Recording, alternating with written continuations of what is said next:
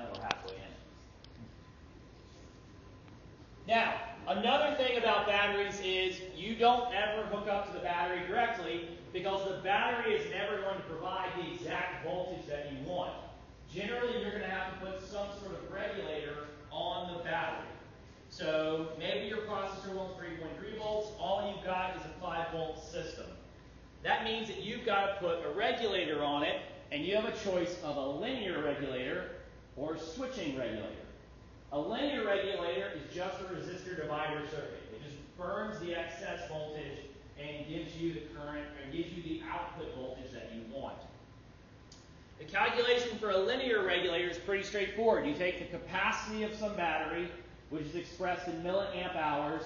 You divide by how many milliamps it's going to take, and that gives you hours. So if I've got a 100 milliamp hour battery, and I consume 10 milliamps always, then I'm going to get 10 hours out of it. It's a straightforward calculation.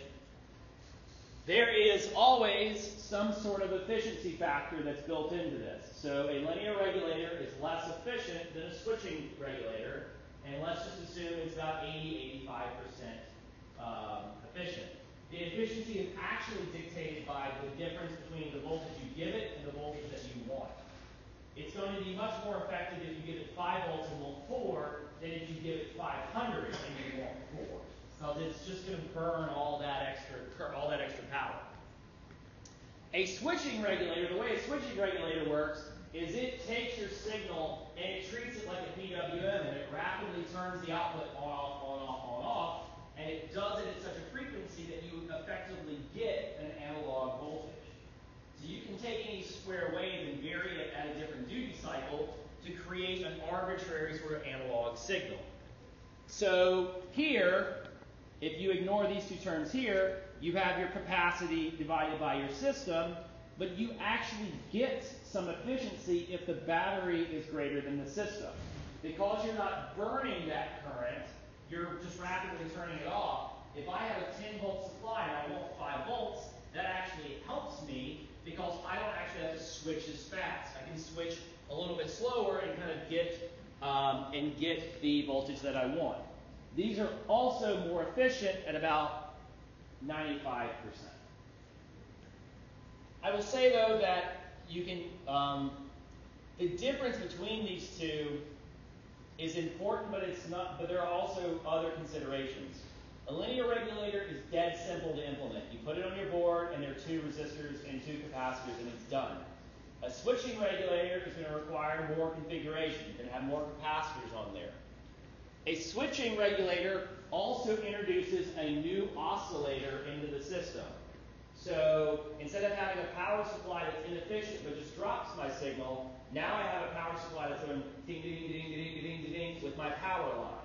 And that can bleed over into other circuits.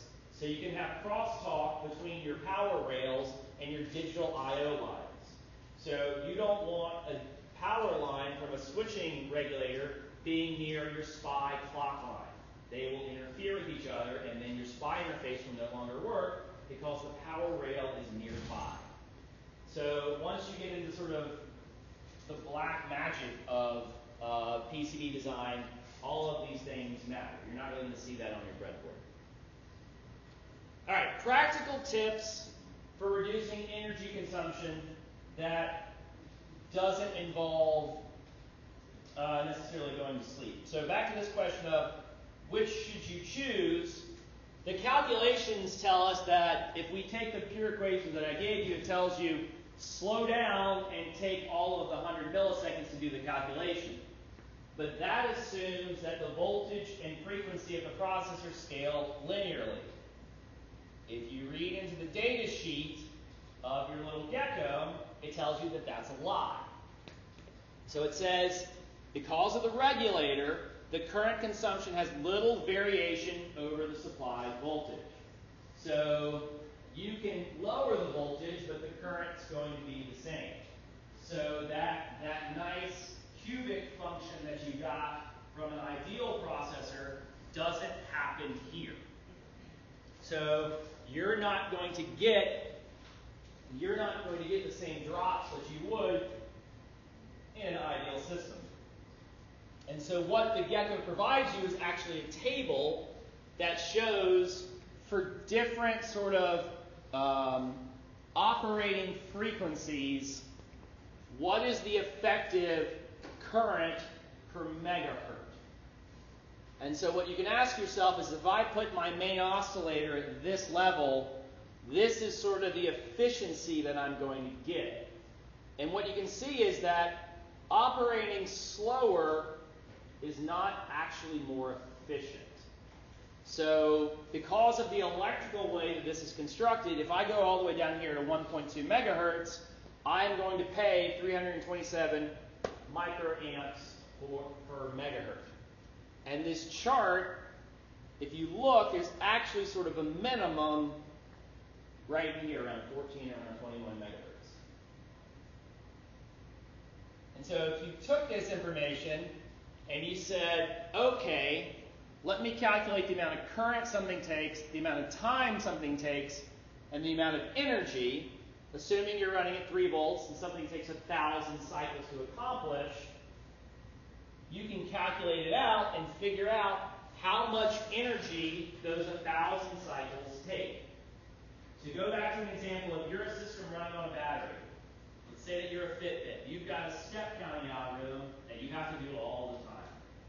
And it's a fixed algorithm because it's just doing a calculation. So you know how many steps it takes, how many cycles it takes. For your given system, for any system that's doing a repeated task, you can find this locally optimal point that minimizes the energy consumption of that task. And that's what you want to do more than run your processor at the slowest speed. Because you can calculate how long your operation takes, and you can see which mode is the most efficient. If you took that data and you plotted it, you may get a crappy graph like this. Why is this graph bad? And it's bad for several reasons. Ben, why is it bad? All right, I don't have any labels. Dr. Planning can that. Why else is it bad? Well, there's some data on there. But think about this. For your processor, look at if the bottom axis is megahertz, is it likely to be operating at 50 megahertz? Probably not. So this data point, which stretches this line out, really has no meaning. Like, we're really not going to be operating that fast because it's actually outside of the safe range. It's also nice that look how big this y-axis is. I go from 0 to 1200 when only the interesting data is within these bands. So you can't see the exact relationship that well. So if you tighten up your axes, then you can see what's going on. You can see that clearly there is sort of a local operating minimum here in terms of energy per megahertz for those 100 cycles. So always things with data, you may look at this and go, oh, doesn't look like much is changing, but when you come down here, there are actually significant differences between these different values. Questions on this? Ideal processors scale with both voltage and frequency.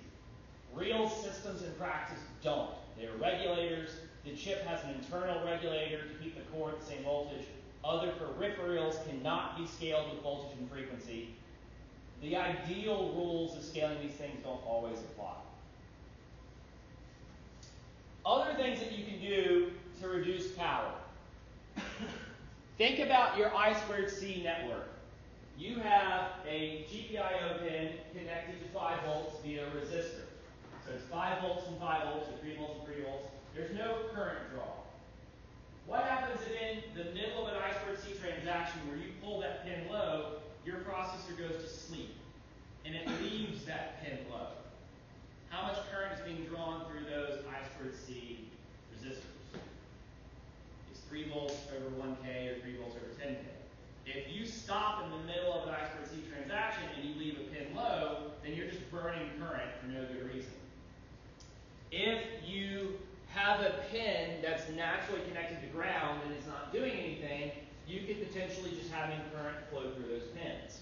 So any pins that you don't need should be in a tri-state condition, which means high impedance output, which means you're basically disconnected. The other thing, you may have large sections of RAM. The RAM that you have is dynamic RAM, it's DRAM. It always has to be refreshed. If you have 1 meg of RAM that's available to you, but you only use a couple K of it, you should turn off the rest of RAM. No reason to power all that extra RAM when you don't need it and you never access it, so turn it off so it doesn't have to be refreshed all the time. You're going to have to modify how your linker works to make sure that it doesn't put code in your turned off sections, but that's one thing that you can do. And again, with supply voltage, it may not affect the processor because it has its own internal regulator, but your other peripherals may be able to have their power reduced by turning down the voltage. Again, you can change the clock, you can turn off clocks.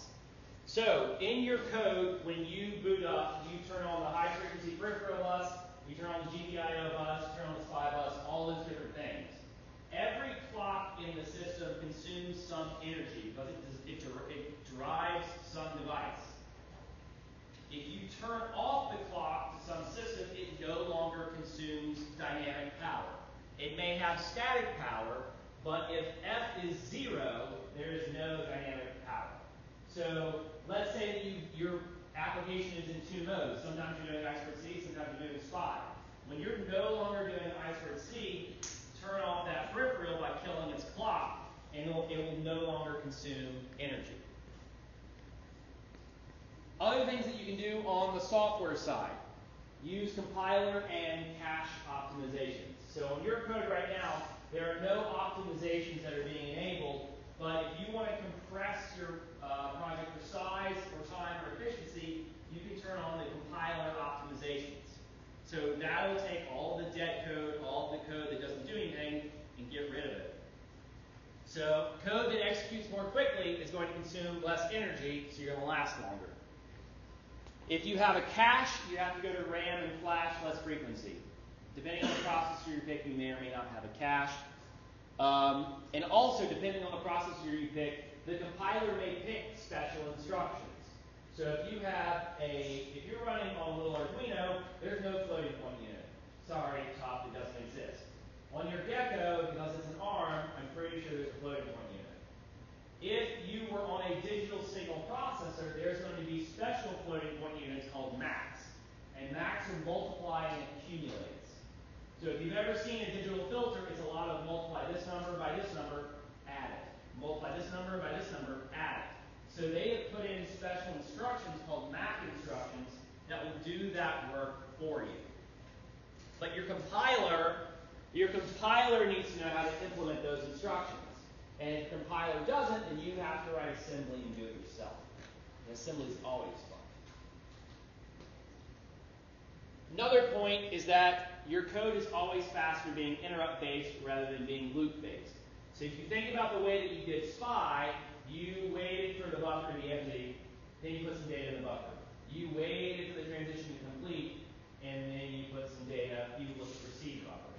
You could go to sleep instead of waiting on those conditions and use an interrupt to wake you up. If you're sitting in a while loop over and over and over, you're burning CPU cycles that you don't need. So if you care about energy, you would actually put something in the SPI bus, go to sleep, wait for it to come back up. And you may say, oh my God, this thing operates at like 1 megahertz. Like, how long is that going to take? It's going to take long enough, but there's an energy savings for you going to sleep and coming back up. Especially on I2C, where you're operating at 50 megahertz rather than 50 kilohertz rather than 2 megahertz. So on an I2C system, you will definitely go to sleep and wake back up if you're concerned about energy. A couple other things. We're going to talk about sleep mode in a second. The deeper into sleep you go, the longer it takes to wake up. It's like computers are like humans. If you're in a really deep sleep, it takes forever to wake up. So if you are waking up frequently from your processor, you should consider how deep of a sleep mode to go into. Because if you're burning extra time by waking up and taking forever, you may not need it. Other things that you can do, we've seen on the diagram, there's things called DMA, or the peripheral reflex system. This allows you to move data between peripherals without the CPU being involved. So the CPU can, boom, shut down, and your I2C can talk to your UART, or your I2C can talk to the ADC if they're configured. Final thing is, lots of people like to go find libraries online. And they like to use the libraries, and they go, yay, library works. But the libraries are generally full of crap. So a couple of students in 420 got some LCD screens. And then they went on SparkFun and found a library for the LCD screens. They go, yay, it's great, it works. But the library on there uses a graphics buffer that is bigger than the entire memory of the processor we have. So it doesn't work. So they have to cut it down. So they have to trim it. You may have some library that you say, my library's got do awesomeness, and it does everything you want, but maybe it's really, really, really inefficient behind the scenes. So any library that you use, like investigate it, trim it down, but don't rely on the compiler to do all of that for you. Really know what you're doing. If you've peeked around the default C++ project, there are 30 C files that I have not included that are part of the basic library, for your processor. I don't include them because there's no point, because it's just taking up program space. So you hope that the compiler removes them, but they may not. Questions on these optimizations? I'm going to have you do an assignment on them if we have time. Out of all the lectures I'm giving you in this course, this is one of the more important ones. If you find yourself doing this in the future, just save this and these techniques. Because saving power on a processor, there's not going to be a book on it. There's not going to be a paper on it. There's going to be somebody's blog or somebody's knowledge, or you're going to ask Professor Haight all the different tips and tricks that he's learned over 30 years. So there's not necessarily one source for all of these things. All right, home stretch. This is your processor, and many processors have different energy modes, or different sleep modes. The basic idea is that they turn on and off various subsystems of the processor. So the basic mode is called E0, which is run mode. That's the normal operating mode that you have experienced every day. If you want, you can enter different levels of sleep. And so if you remember on the part diagram, these are different colors. And they are different colors because they correspond to the different energy levels. So the lighter color means the higher energy level it runs at, and the darker color means the lower energy level it runs at. So at the very highest level, this guy's running. But as soon as you drop to the next energy level, which is this light green, boom, boom, he's off. So goodbye. Once you drop from the green level down, you've now killed all these green interfaces, because all these green interfaces generally need some sort of clock or timer. And they generally need one of the high frequency clocks or timers. So once you kill that high frequency clock, boom, the rest of these are dead. Now you get down to a real-time counter, a low energy timer, a low energy UART. These use an auxiliary oscillator. So the idea is that you're killing clocks. So you're going to, boom, kill the processor's clock. Well, that kills the processor. Next, what you're going to do is, boom, you're going to kill the high-frequency clock. So that's going to take out your SPI and your UART and all that fun stuff. Well, after you've killed those, there are a couple low-frequency oscillators that remain, but you start losing more and more and more functionality. You start losing functionality every step of the way down that you go. So once you go into sleep, you've cut 2/3 of your power, but now your CPU's gone. So would you rather extend your life by 2/3 and give up your CPU? I don't know, it depends on how frequently you need to wake up. After you kill the high frequency clocks, now you've gotten like a factor of 50 down to this. So now you've really crushed some current, but you only have special low frequency peripherals. Nick? So what can you do with different modes, like as a developer? What can you have? So what you can have, depending on, you can have whatever's turned on. Yeah.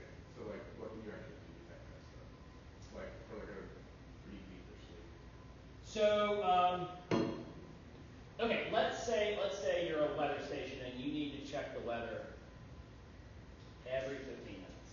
Okay? The only thing you need to somehow know 15 minutes has elapsed. So you could go down to like the super deep timer down here. Like let's say you go down to the low energy timer and you say, hey, I need you to start and interrupt every 15 minutes. And so you shut everything down. 15 minutes later, boots back up, comes back up. So it's a way, if you have periodic tasks, you go down to the lowest level that a timer supports, and you turn everything off, and when that timer expires, you come back up. At the same time, there's a low energy UART here. So you know how your laptop goes to sleep, your servers go to sleep. It's the same idea. So let's say you're somebody's peripheral, you're on the network, you're waiting for a packet that says, hey Bill, I need you to do some work. You go to sleep all the way down, and you keep that UART on, and once you get a packet, you wake up and process it. So at low energy levels, because of this reflex system, these peripherals can still talk, but this guy's dead. So what can you do? If the processor's dead, you can transfer data between peripherals. If that data aligns, meaning like it makes sense to go from the ADC to the DAC, like I'm sampling the signal and then I reproduce it, you can do that automatically in a low power mode. Otherwise, you come back up to the processor, you do it, you come back down. The last here, the very, very black, the black level here is going to be, oh my God, I'm out of power. I need to still run because I have data in RAM that I need to save, or I hope to God somebody comes by soon and plugs me in. So this black level is, I am in deep, deep, deep sleep, but I'm still alive, and I hope that someone comes by with a new battery, or I hope that I last long enough. So the lowest sleep modes, who has an Apple Watch? Anybody have an Apple Watch? Okay, when your Apple Watch is on super low battery, what mode does it ask to go into? Low power mode. And what is the only thing you can do in low power mode? You can look at the clock. So the idea is that this black level would be like that mode. It's like, crap, this is all we can do, and there's nothing else. So this would be a low power mode. Yeah, and so this one, and so Nick, to your point, like now you disabled all your clocks and you have only asynchronous things. Here in shutdown mode, you have turned everything off, you're keeping track of time, but the only way to get out of low power mode is a reset. You don't have enough energy to bring yourself back up. You've turned off, you have manually turned the switches on everything and turned it off. So a shutdown mode is like an extreme backup. So another example, let's say I'm an ocean buoy and I'm left up here for 3 months. I'm going to run as long as I can, and then I'm going to go into deep sleep, and then someone's going to come by and fish me up later and get my data. Bill, question? Why was I2C considered a lower power mode than Then which one? serial interfaces? It's slower, potentially. And also, so remember, because it's the open drain, you don't actually consume any power, like when you send a signal. You're just bringing it in low, you're bringing it up. Whereas on a UART, you're actually producing a value. So it's probably that, and it's maybe the way this particular peripheral is constructed. Because it has more to do with the clocks. Some of it has to do with the nature of the protocols, and some of it has to do more with the clocks. Because there's no like corresponding clock that would shut off. I guess wouldn't it still have to use one of the clocks that would then be in the black mode? Yes. So you'd have to. You're right. So this may be more graphical than truthful, but the idea is that, like, yes, there's going to still need to be something in here that's running. So this may go to a super low mode, and it can maybe use one of these oscillators.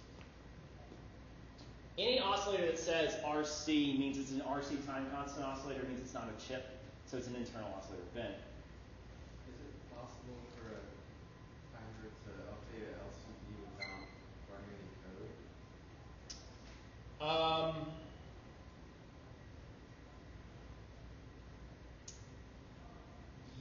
Yes. So you could imagine. So let's say that you have an LCD screen displaying some analog value. The analog, the ADC, can produce a value. And then you can configure this bus to dump it over to a SPI. So you can do a SPI transfer. But the LCD would just have to accept that value. If it's anything, without the processor, you can't really do anything stately. Because you don't have variables, you don't have RAM. Now remember, the timers had different quadriker modes that you could generate arbitrary waveforms. So that you can do without the processor, but it's very limited. What these devices can basically only exchange data. And so if sending data from one peripheral to another accomplishes your task, great. If not, then you need the processor to do the logic of it. And if there, I would say, if there is say there happened to be, there's this, I will also say there's this LCD controller peripheral. I don't know what it does. But if it has the right interface, where if he gets some data and then dumps it to him, and then he does all the signaling, maybe you could. So yeah, if you had one of those OLED kind of liquid crystal displays that don't consume any power while they're not refreshing, you could probably keep your display updated.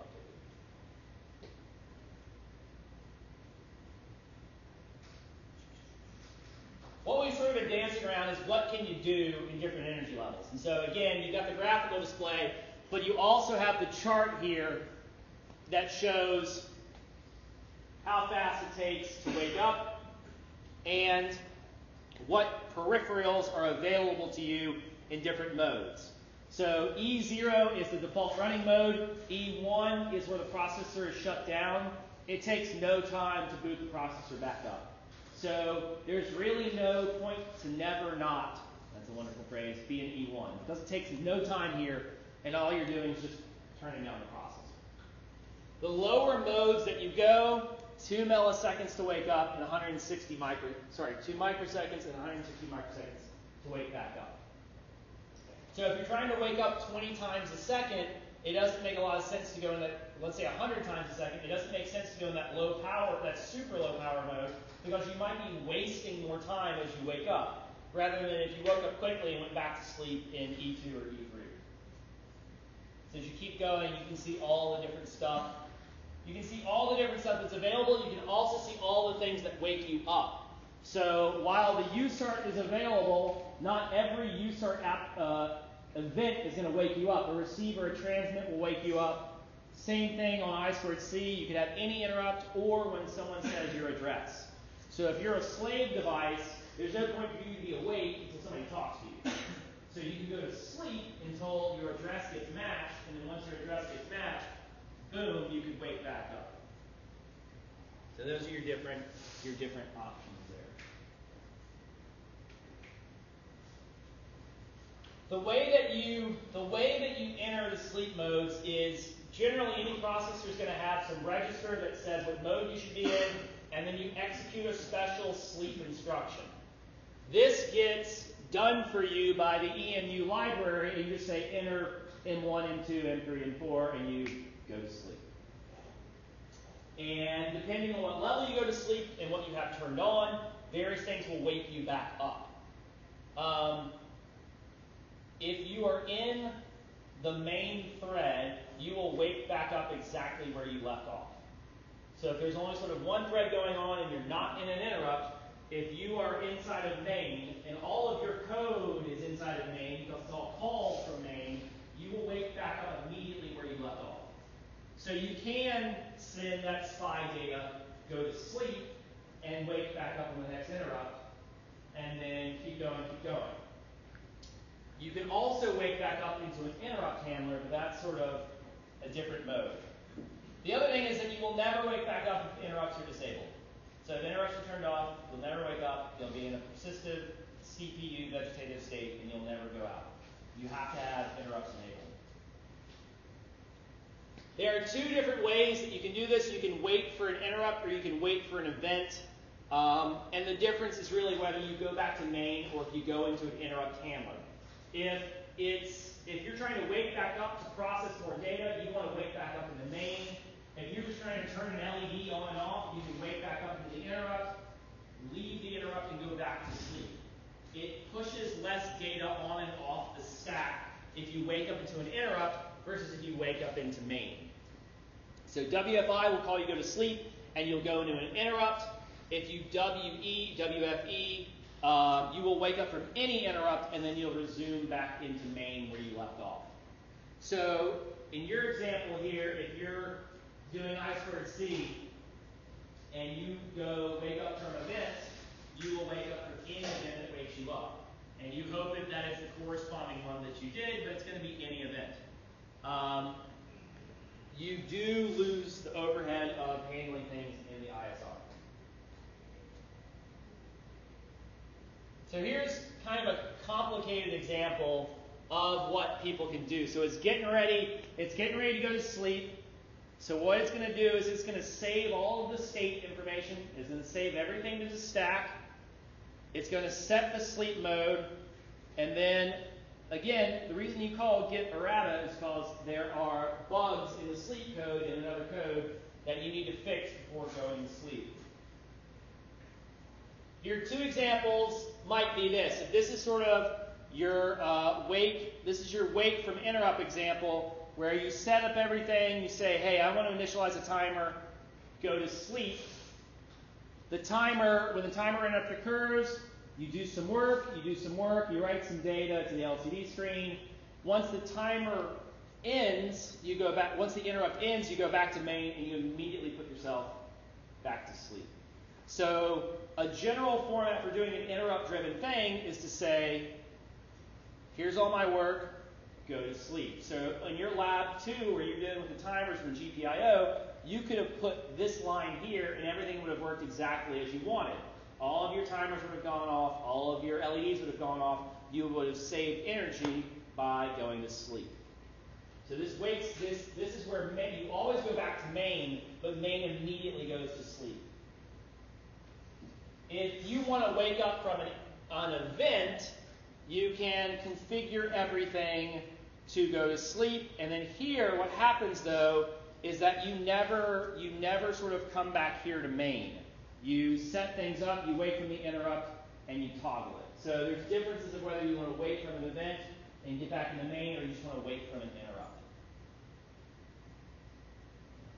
Actually, I've got those flipped. This is once you go to sleep in main, you never come back. This is every time you go back into main, you need to go back to sleep. So, here's the overall point. Power is the most important thing on a microprocessor because it's not going to be connected to the wall. It's going to be connected to the battery. Your processor is burning power regardless if it's sitting there doing nothing. It burns more power the faster and harder it runs. Your batteries have a nonlinear capacity, meaning that as the battery gets lower, the harder you pull on the battery, the less juice you're going to get out of it. So when your battery's cold in the winter and your car won't start, it's the exact same thing. The way that you can do this is that you can try to slow down your processor. Slowing down the processor and slowing down the voltage and the frequency will consume less energy if your system allows it. The Gecko has its own internal regulator, so changing the voltage doesn't do anything. Other peripherals on your system do not scale with voltage and or frequency. An EEPROM uses the same amount of energy to do the same amount of writes, whether it's 1 byte or 1 page. Your accelerometer can change the voltage it operates at, but internally it's going to have the same clock. Your real-time clock or your LCD screen may always consume constant power. It may not care. So it's not just slow down the CPU, although your CPU is the dynamic and the major contributor. You should hit the CPU as much as possible and pick a sleep mode. Pick a sleep mode that corresponds with what you need to do. So potentially in this I2C lab, you could, after every operation, go down to E1 and operate and bounce out of E1 and cut your power consumption in half. It makes your code a little more complicated because you have to say to yourself, oh crap, I gotta go to sleep. Oh, I just woke up. Let's hope everything happened in the right order. But in a real system, you're going to want to do it because it'll cut your energy consumption in half. News. One thing we didn't go that these geckos actually have built-in energy monitors. So there's a button in the top of the screen that looks like a battery, and if you click on that, then it shows you exactly how much energy your code currently running consumes. So it's interesting to see as the LEDs come on, more current. As you do more calculations, more current goes down. So you can get a trace of your entire application profile and see exactly how much energy an I2C transaction takes.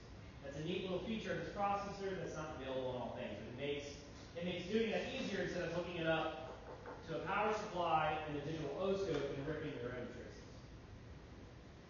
That's energy. You're not going to have activity on energy if you've only got a week to do stuff. You only have a week left. If people want, I don't know if you want this, I will post an activity on energy. I can offer it as extra credit if you want to replace another activity assignment that you didn't do, or if you're eager for extra work. So I'm willing to give more work if people desire it, but approach me on that. Because I have things I can just give you.